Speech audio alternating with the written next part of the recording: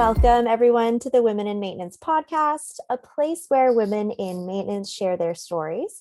I'm your host, Caitlin Young-Gilbert, proud CMRP and Chief of Staff over at Upkeep. I'm also the founder of the maintenance community. You can join us at upkeep.org. Each episode, I meet with female leaders in maintenance to discuss their career journeys and share best practices to help each other within maintenance thrive. Today, we're excited to have Angela Borella on the show. Welcome, Angela. Thanks for having me. No problem. Angela is currently the data analyst and program manager assistant at Wearcheck USA with over 20 years of experience working in the field of predictive maintenance.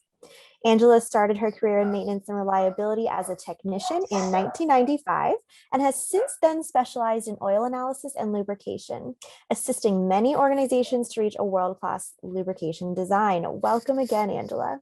Thank you. We heard a little bit about your start in maintenance as a technician, but I'd love to hear more in your own words. What really introduced you to our industry and a little more about your background?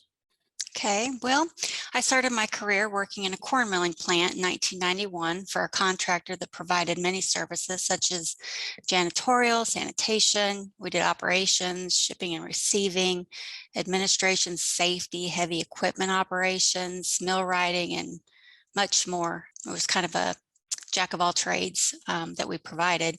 And this is where I gained much of my experience of the equipment operations and overall plant life. And the plant started its reliability initiatives that included a predictive maintenance program.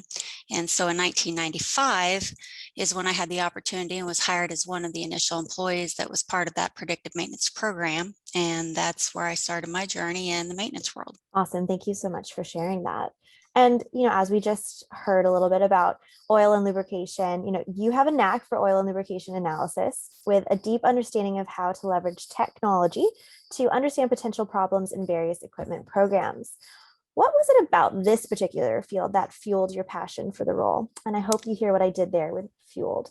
Back then, it was a new and exciting position, and I enjoyed learning the new technologies, all of them. It was interesting to me to find the defects of the equipment with thermography, vibration, and the oil analysis tools while the equipment was still in operation, and then identifying the root causes. And then it was interesting to me to provide solutions to keep these assets in good health. I think that's so important. I hear often from guests about their career journey and how the importance of curiosity plays a role. A lot of the times people might not realize how much having curiosity and trying to discover the root cause of problems and thinking outside the box and being creative really does bring you to different areas of our field. I just really want to echo what I just heard from you, is about it was new and exciting and you wanted to learn more and you kind of just followed your natural curiosity. Is that right? That's right. Wonderful. And switching gears just a tiny bit, we recently had a member in our community refer to certifications as the global currency of our industry. That's a direct quote. And you yourself, you have a good number of certifications and credentials under your belt, like machinery lubrication analyst and machinery lubrication technician certifications, just to name a few. So in your opinion, do you agree with the sentiment that certifications, credentials, those are the global currency of our industry? What do you think about that? I agree with that statement. And you either have a degree or a certification in any field. However, there's a huge advantage with on-the-job experience. I met people with the gain of certification in the field by textbook, but they don't have any hands-on experience. Employers, they want to hire people with the certifications and skills necessary to fill that job requirement. So it goes hand in hand. Got it. So it's very important for opening doors, but then you need to make sure that you have the hands-on experience behind it and keep up the knowledge is what I'm hearing from you. That's right. And so when preparing for each of these certifications, we get a lot of questions from people about how do I know if I'm ready? How do I prepare? Would you say your experience or your education more integral, or what was your preparation process for gaining those different certifications? When I started in the predictive maintenance world, it was a new beginning for me and many people. I had failed a few certification tests, and it was due to not having the experience and the training necessary. But the certifications became easier to achieve as I gained more hands-on experience in the plant. And I believe experience and education is necessary to become certified in any field. I think that's so important. I really love on LinkedIn when we see people saying, I'm so excited to share this achievement. I just got this certification. That's awesome. But I also love seeing when people are like, I just tried to take this test and I did not pass. Looking for tips on how to pass, because that is so important to mention, especially for young people looking to join our industry. You know, they go on LinkedIn and they find some of the experts and the influencers, and they're like, oh my gosh, there's so many letters after your name.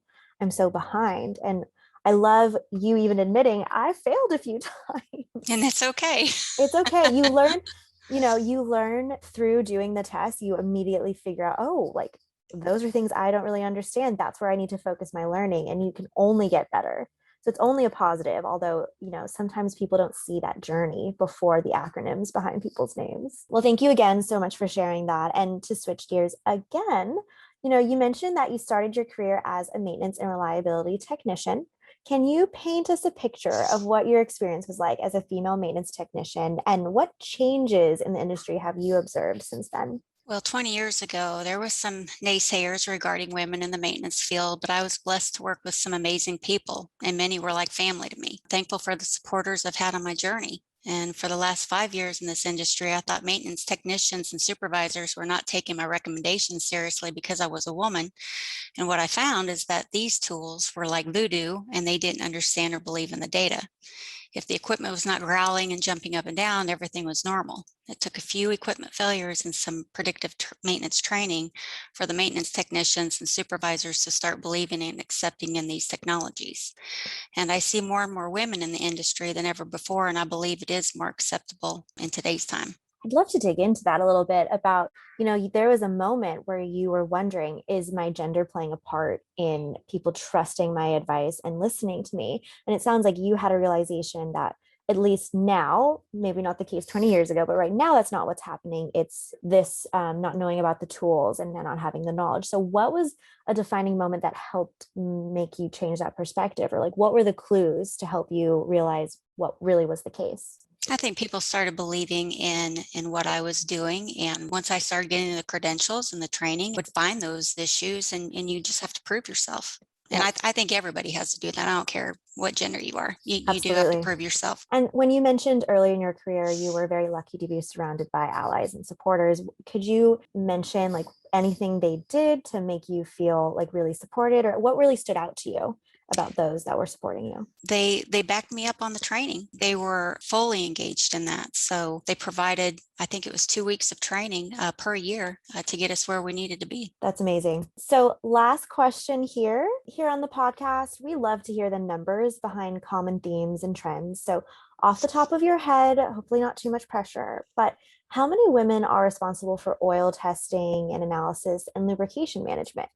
Well, off the top of my head, I would say maybe 30 to 40% of women are responsible for oil testing, analysis, and lubrication management. Just with some of the folks that I've run into, the ideas and solutions of increasing that number is just awareness. Include machinery lubrication analysis in trade schools and industrial maintenance courses. Include oil analysis and lubrication management training in every single maintenance program.